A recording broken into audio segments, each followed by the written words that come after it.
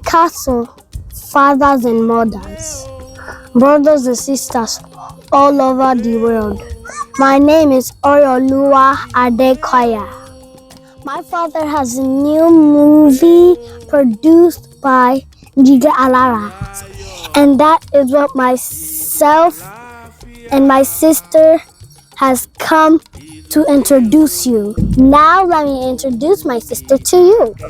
And my name is ILU Adekoya. We have come to introduce the movie ILU to you.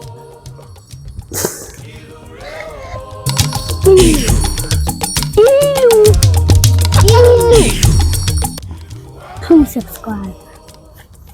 Please watch. Please share. Thank you so much. Eshe pupo. Òrìṣà nílùú o, òrìṣà nílùú. Ẹ má fojú di àdánù o. Òrìṣà nílùú o, Cinema Titun ILU.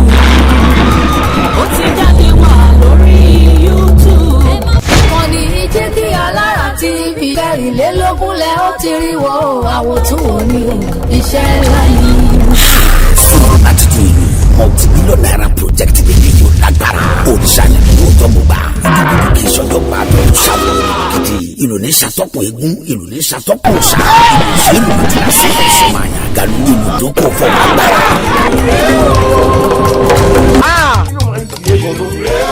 O lè jẹ́ láì ṣe pé fún yọ̀ ni. Wọ́n ló dúró lóko. Ọ̀bẹ̀rẹ̀ lóko. Ọ̀bẹ̀rẹ̀ ìdíje àkókò lójú tó kó adébáfún àjùmọ̀ àgbẹ̀nà tí ó dolóko láì bá tán.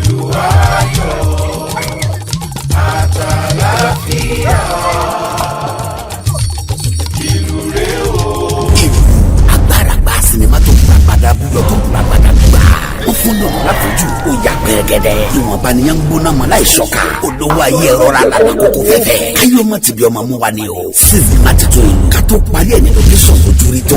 Ẹ̀gá tá a sọ fún yẹ. Owó gbowó la ná lórí ẹ̀. Adéọmọ Bankole. Aláṣẹ àfúndarí ilé-iṣẹ́ Jígí Alára ẹlẹ́gẹ̀rún ni executive producer. Pẹ̀lú co-producer Yèyé Rosodika. Níyà Adédayọ̀ Age. Pẹ̀lú Adébáyọ̀ Jẹ̀lílì Piccolo ló direct yẹ. Starring Akin Lewis. Yèyé Rosodika. Taofik Adéwálé Dìgbòlùjà. Babátúndé Báńgbọ́dẹ Fọ́kọ́kọ́. Taofik Salami Mondusi. Òkìkí ọ̀sìn jọmọ́lẹ̀. Ìyákú Ègbé. John Odika. Ológbòjò. Móromúbọ̀làwà. Tọ́wọ́ ń dùn àti bẹ́ẹ̀ bẹ́ẹ̀ lọ. Nínú sinimá ńlá ìta àgbẹ̀ àkọlé ẹ̀ ní ìlú.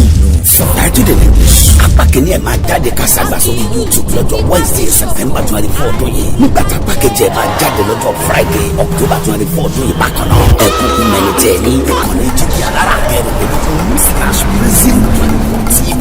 Ilé ara ní Jígí Alára. Ojúmọ́ kan ara kan ni. Gbogbo bá ṣe ń jí dára.